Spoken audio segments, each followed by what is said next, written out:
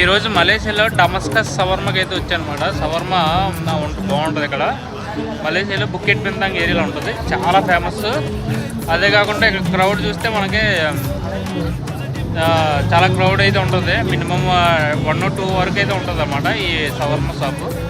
3 వరకు ఉంటుంది, సారీ. మీకు చూపిస్తా. షవర్మా కూడా చాలా బాగుంటుంది. డమస్కస్ షవర్మా బుకెట్ బింతాంగ్లో ఎలా ఉంటుందో.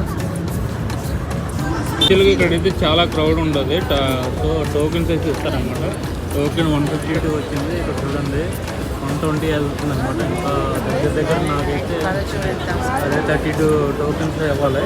అంత క్రౌడ్ అయితే అవుతుంది.